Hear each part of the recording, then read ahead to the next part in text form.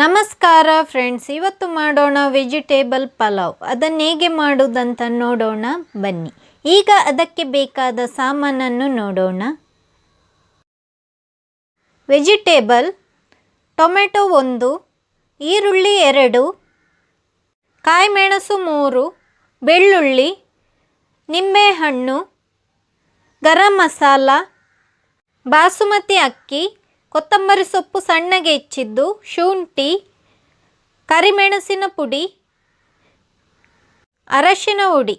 ಈಗ ಒಂದು ಪಾತ್ರೆಗೆ ಅಕ್ಕಿಯನ್ನು ಹಾಕ್ತಾ ಇದ್ದೇನೆ. ಅದಕ್ಕೆ ನೀರು ಹಾಕ್ತಾ ಇದ್ದೇನೆ. ಅರ್ಧ ಗಂಟೆ ಹೊತ್ತು ನೆನೆಸಬೇಕು.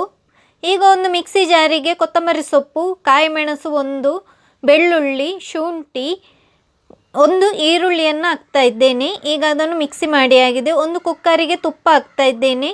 ಬೇಕಿದ್ದರೆ ಎಣ್ಣೆ ಕೂಡ ಯೂಸ್ ಮಾಡ್ಬೋದು. ನಾನು ಕೂಡ ಸ್ವಲ್ಪ ಎಣ್ಣೆ ಹಾಕ್ತಾ ಇದ್ದೇನೆ. ಚಕ್ಕೆ, ಬಿರಿಯಾನಿ ಎಲೆ, ಅನಾನಸು 2, ಲವಂಗ, ಏಲಕ್ಕಿ ಇದನ್ನೆಲ್ಲ ಹಾಕಿ ಚೆನ್ನಾಗಿ ಹುರ್ಕೊಳ್ಬೇಕು. ಈಗ ಈರುಳ್ಳಿ ಹಾಕ್ತಾ ಇದ್ದೇನೆ. ಈರುಳ್ಳಿಯನ್ನು ಕೂಡ ಬಾಡುವವರೆಗೂ ಹುರ್ಕೊಳ್ಬೇಕು. ಈರುಳ್ಳಿ ಬಾಡಿದ ನಂತರ ಈಗ ಟೊಮೆಟೊ ಹಾಕ್ತಾ ಇದ್ದೇನೆ. ಅದಕ್ಕೆ ಟೊಮೆಟೊವನ್ನು ಬಾಡುವವರೆಗೂ ಅದನ್ನು ಹುರ್ಕೊಳ್ಬೇಕು. ಟೊಮೆಟೊ ಬಾಡಿದ ನಂತರ ಅದಕ್ಕೆ ರುಬ್ಬಿಟ್ಟ ಮಸಾಲೆಯನ್ನು ಹಾಕ್ಕೊಳ್ಬೇಕು. ನಾನಿಲ್ಲಿ ಶುಂಠಿ ಬೆಳ್ಳುಳ್ಳಿ ಪೇಸ್ಟನ್ನು ಯೂಸ್ ಮಾಡ್ತಾ ಇಲ್ಲ. ರುಬ್ಬುವಾಗಲೇ ಶುಂಠಿ ಮತ್ತು ಬೆಳ್ಳುಳ್ಳಿಯನ್ನು ಹಾಕ್ಕೊಂಡು ರುಬ್ಬಿದ್ದೇನೆ. ಆ ಮಸಾಲೆಯನ್ನು ಚೆನ್ನಾಗಿ ಹುರ್ಕೊಳ್ಬೇಕು. ಅದರ ಹಸಿ ವಾಸನೆ ಹೋಗುವವರೆಗೂ ಅದನ್ನು ಹುರ್ಕೊಳ್ಬೇಕು. ಈಗ ಅರಶಿನ ಪುಡಿಯನ್ನು ಹಾಕ್ತಾ ಇದ್ದೇನೆ. ಹಾಗೆಯೇ ಕರಿಮೆಣಸಿನ ಪುಡಿಯನ್ನು ಕೂಡ ಹಾಕ್ಕೊಳ್ಳೋಣ. ಇದನ್ನು ಕೂಡ ಚೆನ್ನಾಗಿ ಹುರ್ಕೊಳ್ಬೇಕು. ಮಸಾಲೆ ರುಬ್ಕೊಳ್ಳುವಾಗ ಬೆಳ್ಳುಳ್ಳಿಯನ್ನು ಜಾಸ್ತಿ ಹಾಕ್ಕೊಳ್ಬೇಕು.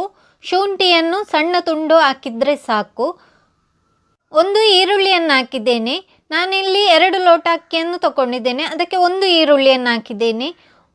1 ಲೋಟ ಅಕ್ಕಿಯನ್ನು ತಗೊಂಡ್ರೆ ಅರ್ಧ ಈರುಳ್ಳಿ ಹಾಕಿದರೆ ಸಾಕು. ಈಗ ಕಾಯಿಮೆಣಸನ್ನು ಹಾಕ್ತಾ ಇದ್ದೇನೆ. ಕಾಯಿಮೆಣಸನ್ನು ಕೂಡ ಚೆನ್ನಾಗಿ ಹುರ್ಕೊಳ್ಬೇಕು. ಈಗ ವೆಜಿಟೇಬಲ್ ಹಾಕ್ತಾ ಇದ್ದೇನೆ. ನಿಮಗೆ ಯಾವ ವೆಜಿಟೇಬಲ್ ಇಷ್ಟ ಆಗುತ್ತೋ ಅದನ್ನು ಹಾಕ್ಕೊಳ್ಳಿ. ನಾನಿಲ್ಲಿ ಕ್ಯಾಲಿಫ್ಲವರ್, ಬೀನ್ಸ್, ಕ್ಯಾರೆಟ್ ಹಾಗೆಯೇ ಬಟಾಣಿಯನ್ನು ಕೂಡ ಯೂಸ್ ಮಾಡಿದ್ದೇನೆ. ಈಗ ಅದನ್ನು ಚೆನ್ನಾಗಿ ಮಸಾಲೆಯೊಂದಿಗೆ ಮಿಕ್ಸ್ ಮಾಡಿಕೊಳ್ಬೇಕು. ನನ್ನ ವಿಡಿಯೋವನ್ನು ಲೈಕ್ ಮಾಡಿ, ಶೇರ್ ಮಾಡಿ, ಹಾಗೆಯೇ ಸಬ್ಸ್ಕ್ರೈಬ್ ಮಾಡಲು ಮರೆಯದಿರಿ. ತರಕಾರಿಯನ್ನು ಮಸಾಲೆಯೊಟ್ಟಿಗೆ ಮಿಕ್ಸ್ ಮಾಡಿ ಆಗಿದೆ. ಮಿಕ್ಸಿ ಜಾರನ್ನು ತೊಳೆದ ನೀರನ್ನು ಹಾಕ್ತಾ ಇದ್ದೇನೆ.